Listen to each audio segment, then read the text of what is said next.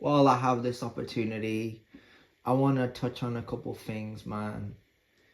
When I when I see these videos every day, like in my algorithm, an advert, I'm like, there's this, like when you watch something and you feel like something doesn't hit. It's like advertisements. Let's talk about advertisements you know, just for a moment here.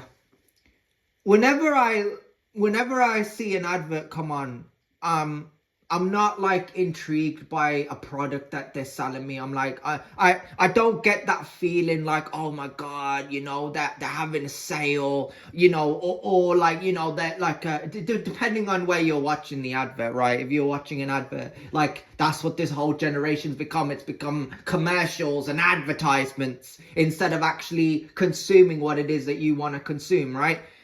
I'm like, it's hard to sit here and actually think that I want this. Like you're not catering to your customers. You don't care about your customers or the people that buy this product. It's just like you just want to get it out there. And I was listening to someone, I'm not gonna mention no names, right? But I was listening to someone and he was like, you learn this in fucking business class. It's simple marketing of business.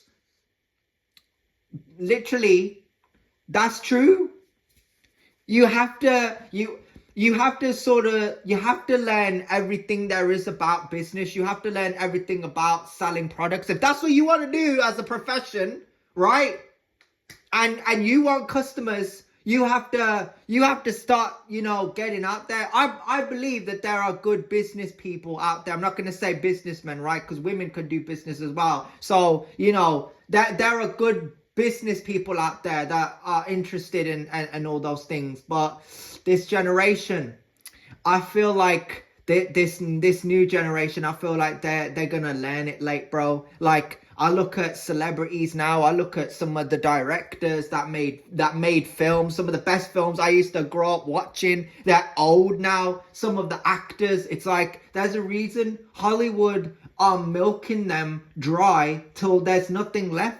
And that's why it's hard to actually watch them now and say, you know what, this feels like something. And I'm like, when you make something, you have to respect the fact that it's all about interpretation. I was watching The Punisher, right? I was watching Ray Stevenson as The Punisher, and I was like, he brought a level of intensity and brutality and seriousness, and I'd say a little bit of emotion. He didn't get too emotional there, but I took him seriously. He didn't scream when he killed anybody. So, he was the Punisher. He was playing the character. That's one of my favorite portrayals of the character. I respect Thomas Jane. He was good in the 2004 film. That was more like for kids, for that audience. But John Bernthal, though,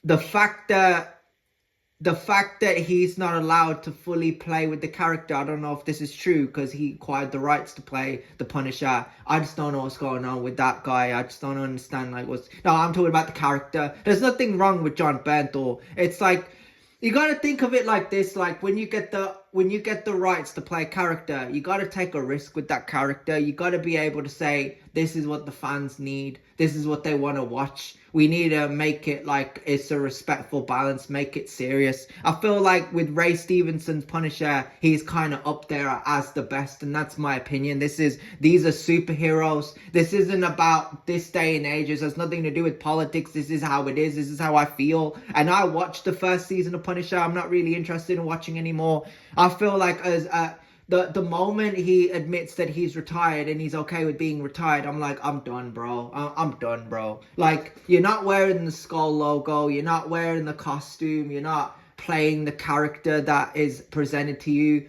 And the people that watch it, they're going to sit there and just say, this is sick. This is awesome. John Bernthal's sick. John Bernthal's awesome. But no way could he ever be perceived as the best Punisher character of all time. Like, there's just no way. Like, Tobey Maguire is highly regarded as the best Spider-Man. Do you think Tom Holland cares? Do you think Andrew Garfield cares? Do you think any of them care if they say Andrew Garfield, it's his movie, Spider-Man No Way Home? Tom Holland is probably like, he got to be in a Spider-Man movie with 2 Spider-Man actors before him.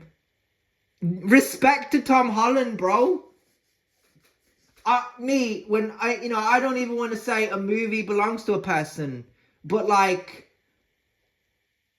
when you play a character like that, like I think there should be a reason to watch the film. Like when I watch Smallville, I see all the characters. You got Clark Kent, you got Lex Luthor, you got the Kents, you got Sullivan and Lang and Lane and all these other characters, you know, and what's the name, the boss Ross. Like you got some cool characters. You got this Big Bang-esque Friends vibe going on. Bro, come on now, bro. It's one of the best childhoods ever. Like I didn't get an opportunity to experience it. It came on my TV. I was too young to understand it. Like I was studying and doing homework and working and stuff like that. I had no time to sit there and stream like the movies and cartoons on Amazon Prime or whatever. Like, you know, you could just put the episode on and buy a subscription, whatever. Like I didn't have time for that. So we live in a day and age where everyone has the opportunity to do. I will say inflation is a bitch. I will say that, right? We live in a day and age of depression, inflation, misogyny, hatred, abuse, the Epstein files not being released. What else? You know. Oh yeah, the Manosphere documentaries,